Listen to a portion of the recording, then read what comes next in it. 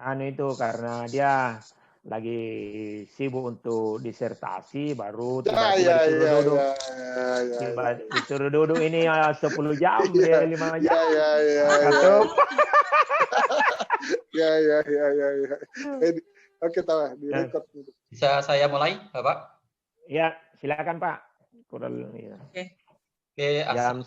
Warahmatullahi wabarakatuh, anak-anak. Salam warahmatullahi wabarakatuh. Semoga kalian semuanya dalam keadaan baik. Gimana kabarnya hari ini ya, anak-anak?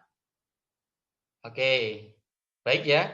Nah, memang harapan dari Pak Iwan, kalian semuanya selalu sehat walafiat, ya. Kemudian sehat. Nah, untuk bisa belajar bersama seperti itu. Nah, sebelum kita mulai ke pembelajaran, silahkan ketua kelas untuk bisa memimpin doa terlebih dahulu.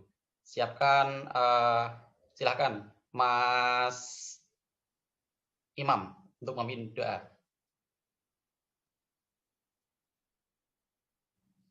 Oke, semoga dengan kita berdoa, apa yang kita pelajari hari ini diberikan kemudahan, kemudian ilmu yang kita dapatkan dapat bermanfaat bagi kita maupun bermanfaat juga untuk orang lain seperti itu. Sebelum kita mulai ke materi, jadi silahkan anak-anak ya, kalian buka handphonenya, kemudian buka aplikasi Google Classroom. Nah, nanti kalian cari ya anak-anak, yaitu pertemuan satu konsep dasar dedicated hosting server. Nah, nanti kalian cari absensi daring ya. Jadi kita absen dulu. Nah, ini sambil saya contohkan ya anak-anak ya. Nah, jadi kita jangan lupa untuk absen karena absen ini penting karena nanti pada saat kenaikan kelas nanti berpengaruh ya. Nah, kalian tinggal isikan kelas, kemudian nama, presensi di sini, hadir, kemudian di submit ya. Seperti itu. Bagaimana anak-anak? Sudah selesai absensinya? Belum? Ya, saya tunggu sebentar. Sudah ya? Oke, ini kalau saya perhatikan di sudah ada yang masuk ya di sini. Oke. Selanjutnya ya, kita hari ini akan belajar mengenai dedicated hosting server. Nah, materi ini itu masih ada kaitannya dengan materi pada pertemuan sebelumnya, yaitu yang pertama kita sudah belajar mengenai share hosting, kemudian mengenai VPS hosting. Nah, pada kesempatan hari ini kita belajar mengenai dedicated hosting server. Sebelum kita mulai, Pak Iwan mau tanya dulu ya. Nah, kalau Pak Iwan tanya, kalian jangan tegang ya. Tetap relax ya, relax, jangan tegang. Nah, ini pertanyaan awal. Pertanyaan awal, coba saya tanya sama Mas Erwin. Tahu mengenai konsep dari dedicated hosting? Belum? Ya. Mbak Martina? Belum juga. Oke. Apabila belum, maka hari ini kita akan belajar mengenai dedicated hosting server. Nah, tujuan kita mempelajari mengenai dedicated hosting server ini, yang pertama adalah peserta didik nanti mampu menjelaskan mengenai konsep dedicated hosting server dengan benar dan percaya diri ya. Kemudian peserta didik dapat menyimpulkan kekurangan dan kelebihan dari dedicated hosting server. Kemudian yang ketiga, peserta didik dapat menganalisis prosedur memilih jenis dedicated hosting server.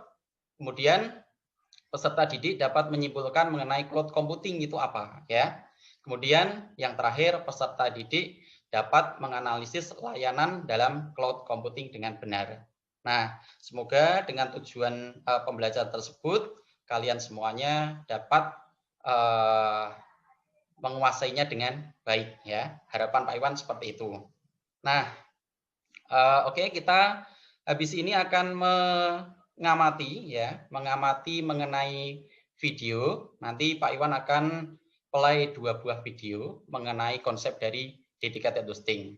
Seperti biasanya, yaitu Pak Iwan selalu memberikan semangat dulu di awal ya. Jadi kondisi kita memang kita belum bisa tatap muka secara langsung ya. Nah, jadi kalian di rumah itu harus tetap semangat untuk belajarnya ya. Jangan jadikan pandemi ini menjadi malas ya. Nah, jadi kalian harus selalu semangat. Jadi buat lecutan ya. Kalian harus menjadi orang yang hebat seperti itu. Nah, oke, ini sambil saya play videonya ya. Kalian nanti amati apabila ada yang penting kalian catat ya anak-anak. Kemudian jangan lupa nanti kalau ada yang belum paham nanti bisa ditanyakan. Ini saya play, silahkan kalian perhatikan. A dedicated customer does not share the hardware with any other customers. It's like having your own server. Nah, ini adalah server ya, nak. Get to play with your Server dedicated. Nah, seperti So ini. with other providers, you might sign up and you get a notification maybe half an hour or a couple hours later that says your machine's ready. With us, you can actually start using it right away. Nah, jadi dedicated server itu harus nyala selama 24 jam, anak. Jadi pastinya powerful. Nah, ini adalah ruangan data center namanya. Is actually used by your hypervisor, whereas in our environment we add additional memory that's not allocated to customers to run the hypervisor environment, so you're not losing out on anything that you pay for. One of the things that we allow you to do is to actually manage your box. We give you the console, there's interfaces to start, stop, shut down, whatever you'd like to do. While we give you dedicated Nah, hardware, begitu, ini gambaran dari data center dari dedicated hosting itu seperti ini. You don't see it, we take care of it. You just keep running. Nah, ini video yang pertama ya, nak. Nah, selanjutnya Pak Iwan akan play lagi. Nah, ini mengenai materi yang akan kita pelajari pada hari ini. Ya, kalau ini pakai bahasa Indonesia. Kalau tadi pakai bahasa Inggris. Nah,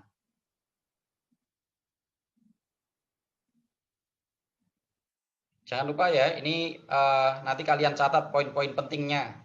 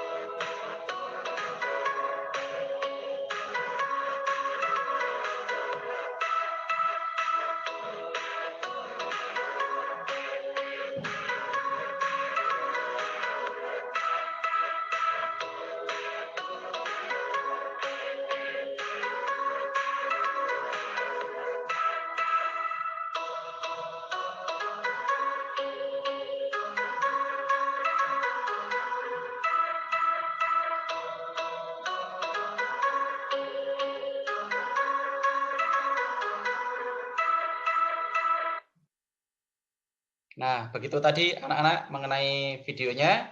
Kira-kira setelah kalian mengamati video tersebut, apakah ada yang mau bertanya di sini? Silahkan. Ya, Mas Erwin. Mas Erwin mau tanya. Ya, pertanyaannya apa, Mas Erwin? Oke, pertanyaan yang sangat bagus sekali dari Mas Erwin, yaitu Mas Erwin menanyakan mengenai konsep dasar dari dedicated hosting itu yang seperti apa. Nah, di sini Pak Iwan akan menjelaskan ya. Jadi konsep dedicated hosting itu sendiri adalah sebenarnya dedicated hosting itu merupakan sebuah server yang bisa kita sediakan sendiri.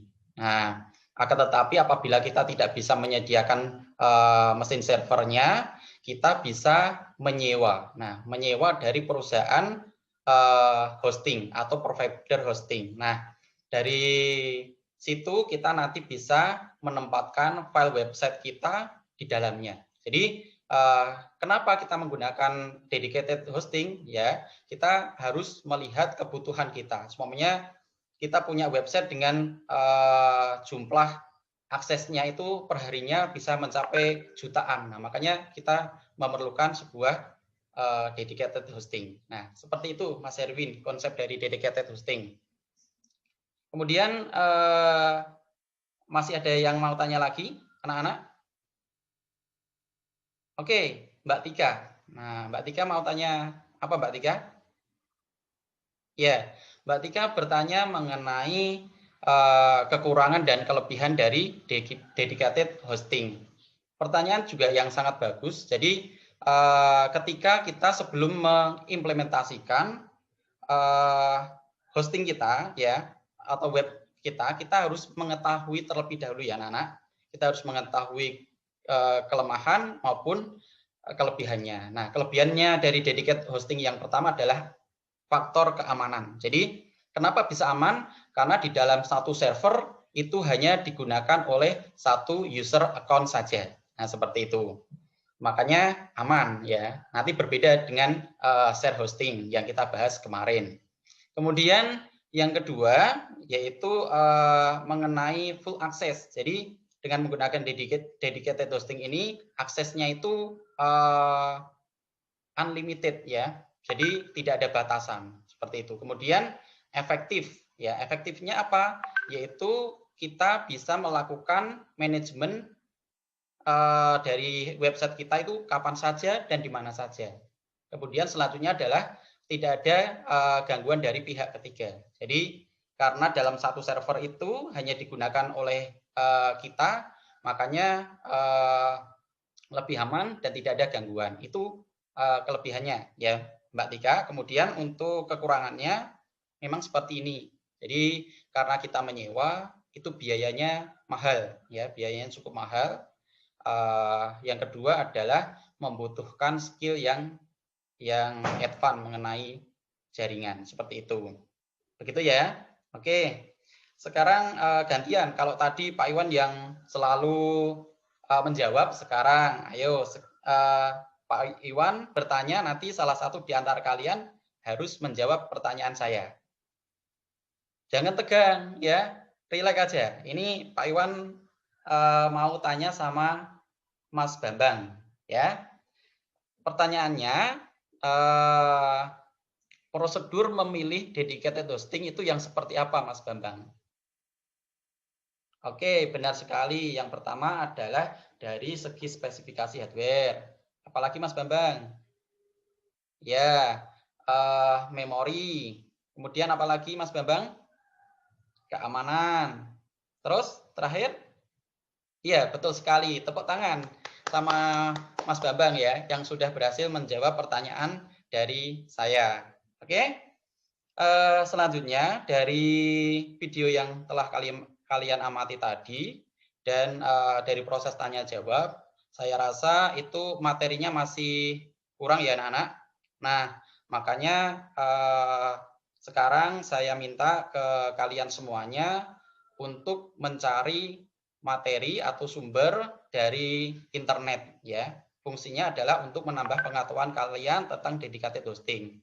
Nah, nanti apabila ada yang belum kalian pahami ya, nanti bisa ditanyakan. Saya beri waktu 5 menit ya anak-anak untuk mencari. Oke.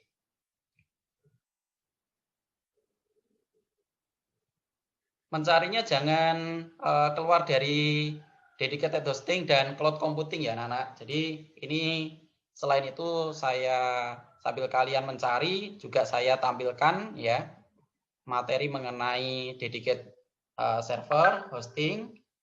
Jadi seperti ini pengertian dari dedicated hosting itu sendiri, yaitu merupakan server yang disediakan sendiri oleh user atau disewa. Ini seperti yang saya jelaskan tadi anak-anak ya. Jadi yang mana itu digunakan untuk sebuah website dengan kunjungan yang ekstrim. Seperti halnya Google. Google itu setiap hari hampir sepertiga penduduk dunia mengakses ke sana semuanya, anak-anak.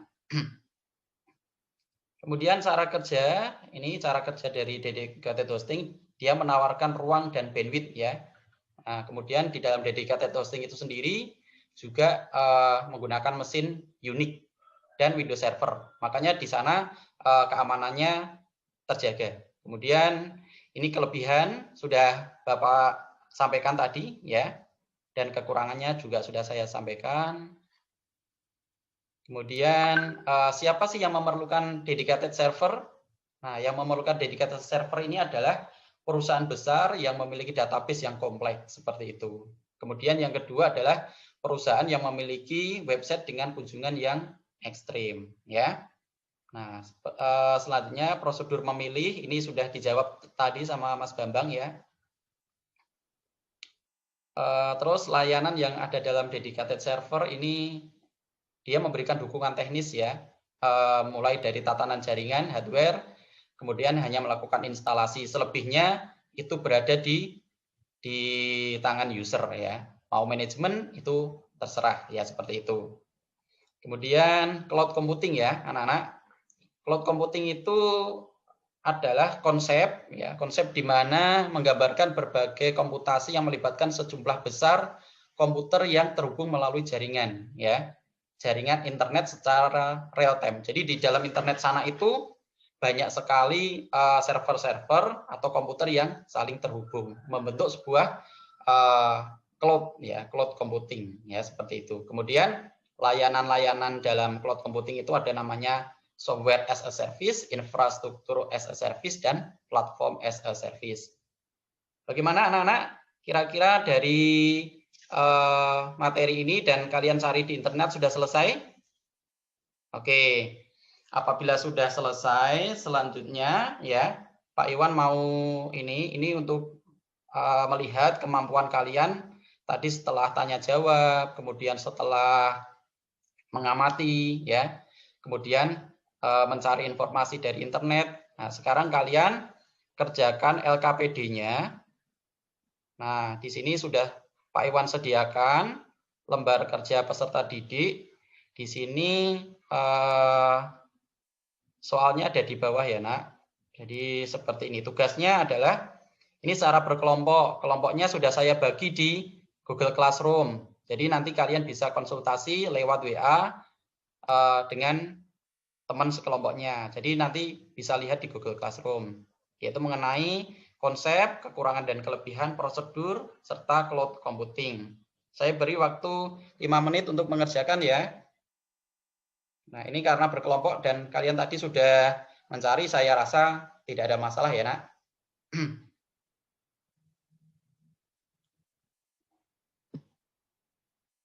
Bagaimana, anak-anak?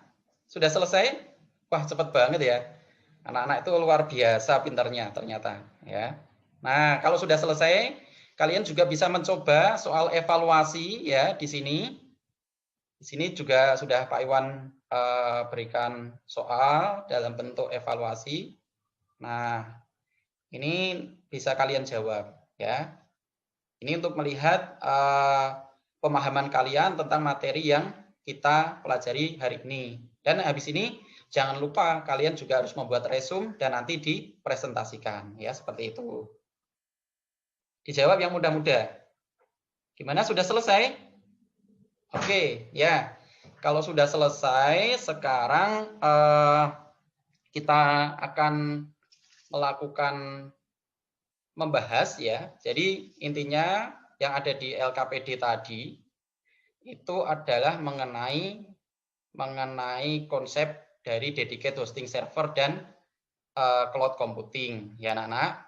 Nah, untuk poin 1, 2, 3 ini sudah Pak Iwan sudah sampaikan tadi. Nah, untuk yang poin 4 ini perlu saya perjelas lagi bahwa cloud computing itu ada beberapa layanan ya. Yang pertama ada software as a service, ada platform as a service, dan ada infrastruktur as a service ya. Software as a service itu adalah contohnya ketika saya menggunakan Google Drive, nah di situ ada namanya Google Doc, Google Form, nah itu yang disebut dengan software as a service. Yang kedua ada platform as a service, yaitu sebuah layanan dalam cloud computing yang menyediakan sistem operasi, kemudian database, kemudian framework. Nah, itu termasuk ke dalam platform as a service. Dan yang ketiga ada infrastruktur as a service, yaitu sebuah layanan dalam cloud computing yang menyediakan infrastruktur seperti prosesor, kemudian ada memori, kemudian ada juga ini apa namanya hard disk ya. Nah ini biasanya dipakai untuk kegiatan virtualisasi anak-anak ya. Jadi kalau kalian nanti belajar mengenai AWS atau Amazon Web Service nanti akan belajar mengenai itu. Oke ya anak-anak. Ya, dipercepat Pak. Kita masuk ke poin selanjutnya ya, yaitu mengenai kesimpulan. Nah, kira-kira ada yang sudah selesai menyimpulkan dari pembagian kelompok tadi anak-anak? Oke, kelompok 1 sudah ya. Nah, ini kelompok 1 sudah mengumpulkan di sini ya. Ini sebenarnya kalian baca ya, dipresentasikan mengenai kesimpulan pelajaran hari ini seperti itu. Nah, ini sudah kelompok 1 sudah sangat bagus sekali ya. Kesimpulannya juga sudah sesuai ya, seperti itu. Ini kelompok 2 sama 3 mana ini? Belum selesai? Ya. Kalian buat poin-poinnya saja seperti ini contohnya ya. Nah, seperti itu. Ini kelihatannya waktunya sudah hampir habis ya, Nak, ini. Nah, tadi juga sudah disimpulkan di sini dari kelompok 1 ya. Intinya pelajaran pada hari ini yaitu mengenai konsep dari dedicated hosting server ya. Nah, kemudian kita juga belajar mengenai kelemahan dan kelebihan dari dedicated hosting server itu seperti apa ada. Kemudian yang ketiga, parameter dalam kita memilih hosting server itu seperti apa juga kalian sudah tahu. Kemudian contoh layanan-layanan yang ada di dalam cloud computing kalian juga sudah bisa memahaminya. Nah, itu sudah sangat bagus sekali. Kemudian selanjutnya adalah seperti ini. Yang belum selesai itu nanti silahkan kalian buat resume-resume kecil ya Nak. Jadi jangan sampai nanti kalian tidak mengumpulkan. Jadi kalian bisa membuat catatan, resume, kemudian nanti kalian bisa upload di kolom komentar di bawahnya sini. Nah, ini masih ada kolom komentar. Nanti kalian silahkan untuk upload di sini. Ini kelompok 2 dan 3 belum selesai ya.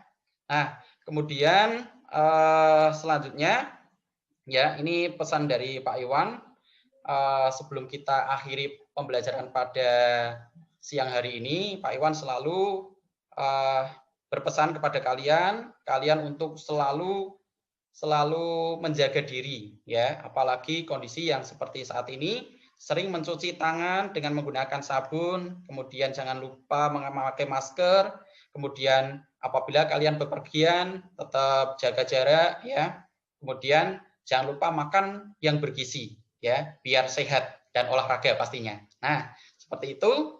Kemudian untuk pertemuan selanjutnya kita akan belajar mengenai masih dedicated hosting, tetapi kita belajar mengenai registrasi dan penyimpanan data pada cloud computing. Nah, menarik ya pelajarannya. Makanya jangan sampai ada yang tidak berangkat ya. Pelajaran saya ini pokoknya seneng lah intinya seperti itu ya.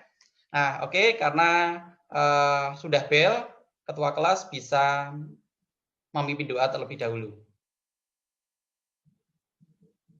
Oke, semoga pertemuan ini membawa berkah ya, dan ilmu yang kalian dapat itu bisa bermanfaat.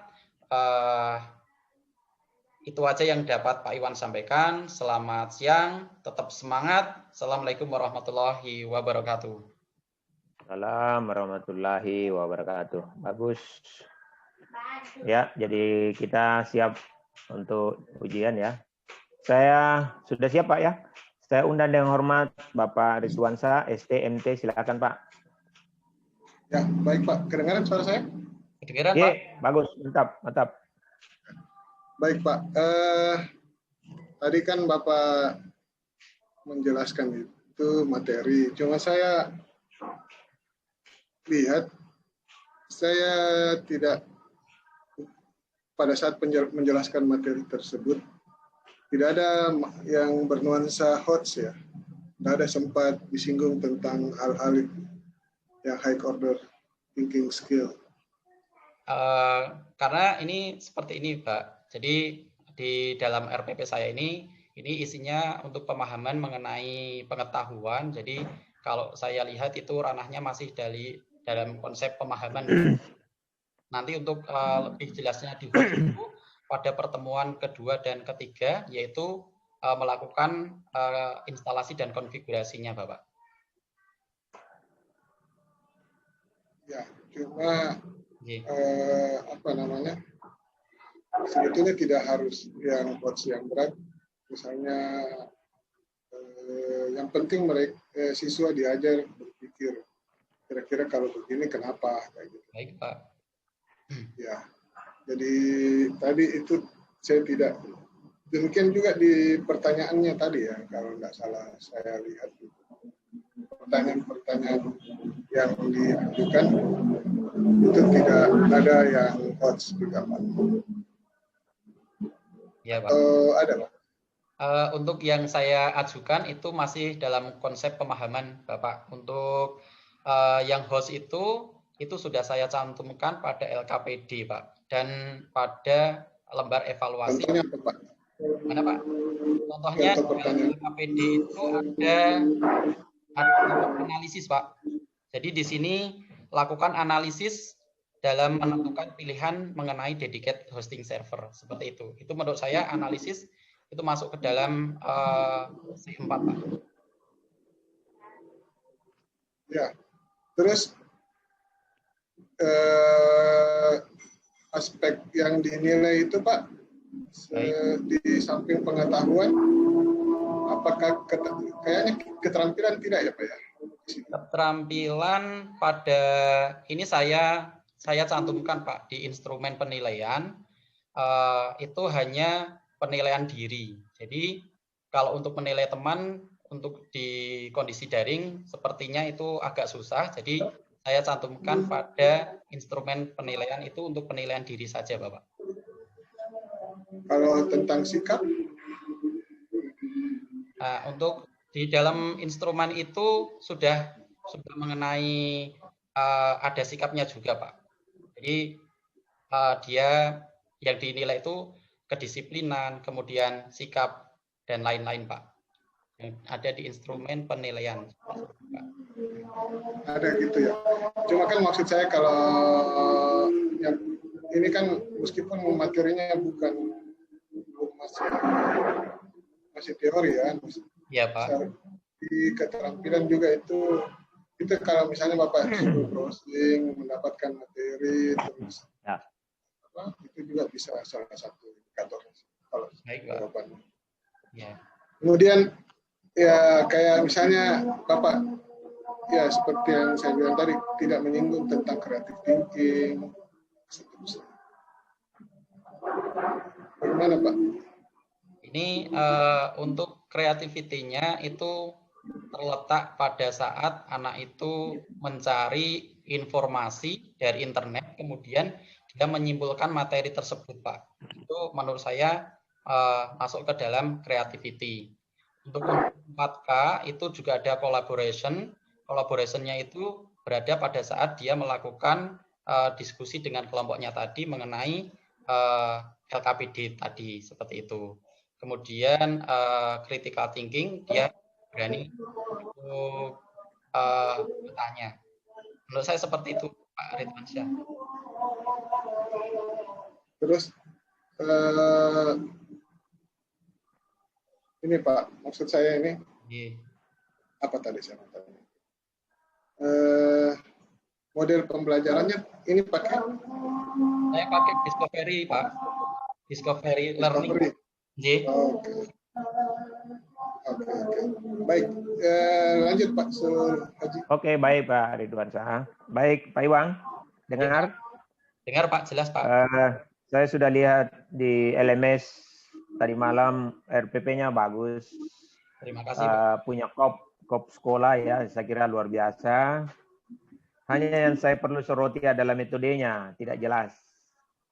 Kita tulis saja online, jadi harusnya itu lebih spesifik.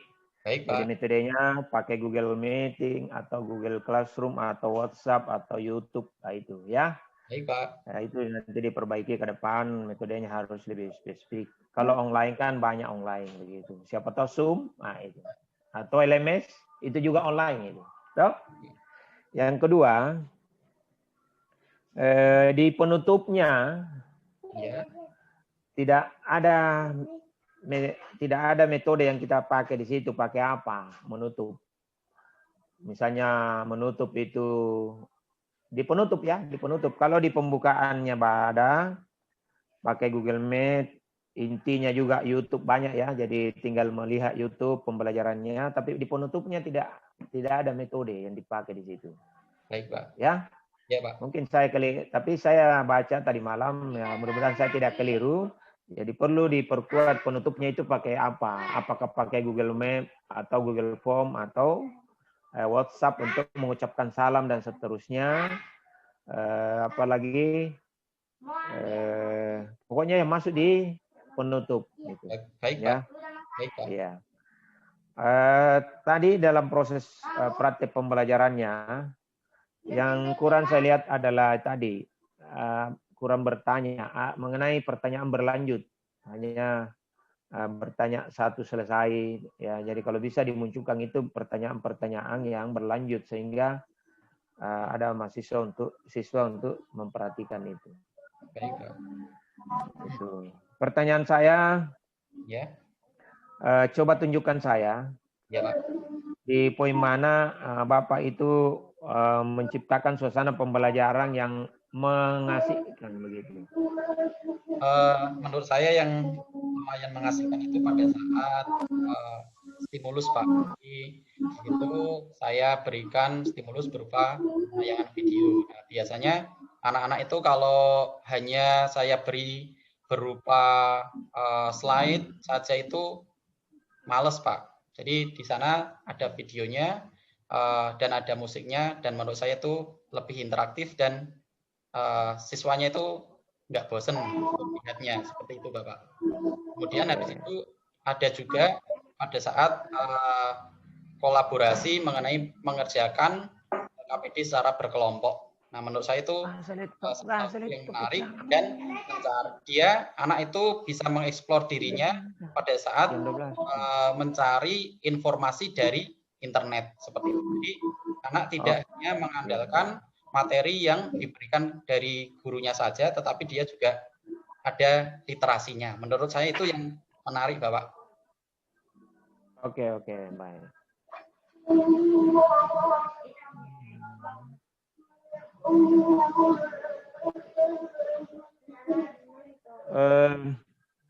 Sudah ditanya oleh Pak Anu tadi mengenai asesmen penilaian mengenai sikap, ya. Ya Pak. Pakai apa kita untuk menilai sikap? Pakai apa, metode apa? Saya pakai penilaian diri, Bapak. Karena untuk penilaian antar teman itu sepertinya kalau di proses daring itu agak susah. Makanya di situ saya berikan lembar penilaian diri agar nanti ada kita munculkan, coba ada. Ini kelihatan apa tidak ya Pak? Sudah saya apa ini, identifikasi kelebihan serta kekurangan dedicated, bukan ini. Untuk sikap maksud saya. Ini kan keterampilan ya, pengetahuan ya. Ini sebenarnya di bagian mana ya? Ini saya sebenarnya sudah membuka lembar penilaian diri ini Pak. Tapi memang tempat mana? Bentar. Keluar dulu coba. Ya. Nah, bagaimana Bapak? Sudah kelihatan? Oke, mantap, bagus. Nah, ini mantap. Bapak. Sudah cukup Pak, cukup. Bagus. Ya, bagus.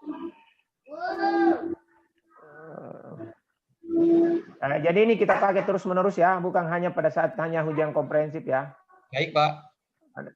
Ya, pengetahuan, sikap, keterampilan ya. Jadi ada begini ya, ada instrumennya ya, jelas. Sehingga tidak subjektif dalam menilai siswa ya. Baik, Saya Pak. kira ini tinggal mungkin perlu ini kita validasi ya, validasi instrumennya ini bagi orang pakar-pakar evaluasi, kan begitu ya? Atau ini kan kita sudah validasi sama Allah. Ini sudah divalidasi. Ini masih dalam sudah direview, Pak. Sudah bicara begini belum gitu. Ya? Baru direview. Untuk capnya belum ada, Pak. Oh gitu ya. Tapi yang jelas saya apresiasi ada ya. Ada. Sehingga tidak salah menilai siswa.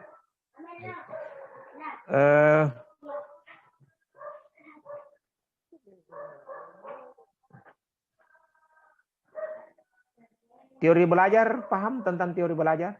Pernah baca teori belajar? Pernah, Bapak? Apa yang Anda ketahui tentang teori belajar? Untuk teori belajar sendiri itu ada namanya behavioristik, kemudian ada juga kognitif, kemudian ada konstruktif, dan ada humanistik ya, Pak. Itu, Pak.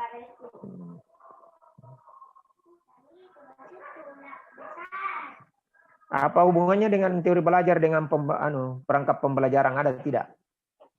Di dalam RPP saya ini menggunakan teori belajar behavioristik, Pak.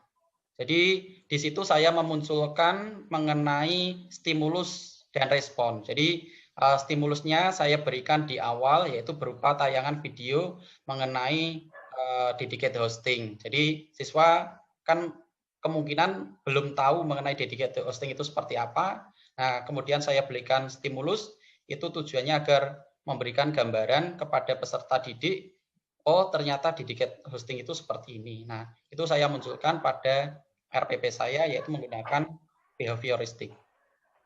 Oke, mantap. Ya, begitu ya. Sudah ditanya oleh Pak apa tadi? Atau ada Pak Ridwan Sah? Siapa tahu ada lagi yang kita mau Pak dalami. Oke, baik Pak. Apa yang Bapak ketahui tentang HOTS? HOTS itu adalah Host Only Order Thinking Skill. Itu menurut saya contohkan dari KD saya, Bapak. KD saya ini adalah melakukan evaluasi dedicated hosting server, yaitu itu merupakan ini ambil ke apa? Dari kain dulu, baru lapi ini ke sana ya, atau papel. Teorinya belum untuk host itu dimulai T3 ke atas. Seperti itu, Bapak. Oke, Pak. Baik. Ya, saya pikir itu saja Pak Suhaji. Halo, Pak. Baik, terima kasih Pak Ridwan Sah. Saya kira cukup Pak Iwan ya. Baik Pak. Sudah didalami dari segi baik dari pembelajaran tadi maupun penguasaan pendalaman materi. Atas nama pribadi dan lembaga mengucapkan selamat dan permohonan maaf jika ada hal-hal yang tidak berkenan di hati Bapak. Yang jelas intinya adalah Bapak bagaimana bisa menjadi guru yang profesional. Amin. Saya kira itu. Nanti lulus tidaknya untuk nanti di tim penguji, tapi saya berharap semoga Bapak bisa lanjut ke PPL ya, menjadi guru yang profesional. Amin. Saya kira itu dengan ucapan alhamdulillahirabbil ujian komprehensif atas nama Iwan Andrianto ST saya nyatakan ditutup. Assalamualaikum warahmatullahi wabarakatuh. Waalaikumsalam warahmatullahi wabarakatuh. Jadi, sukses. Jadi Ibu Dia. Iya Pak. Tidak usah keluar atau di istirahat saja jadi. Iya, boleh. Mau istirahat dulu ini di sholat. Iya, salat. Iya. Iya, salat. Tinggal lalu ini tinggal nasi dosnya di mana ya? Enggak Makasih, pada Pak Iwan. itu. Ye. Ayo Pak, salat dulu. Ye. Salat pakai dulu ya. Jam berapa masuk? Jam 1. Di Kan ada siap memang nih peserta 15 menit sebelum sudah Pak, sudah ada semua siap di luar tadi. Ini terkendala beberapa orang yang tidak bisa jaringannya masuk dong. yang harusnya. Oh, tinggal Pak Mas'ula dengan tadi Iya. Pak Imam toh? Iya. Tinggal 2 Jadi Pak. jam- Berarti ya jadi jam 1 jam jam 1 kita mulai. Jam 1 siap. waktu mana? Jam waktu sini toh? Ye. Iya. Oke, Pak Le. Iya, waktu sini. Jam makin keluar di. Oke, siap. Oke. Iya.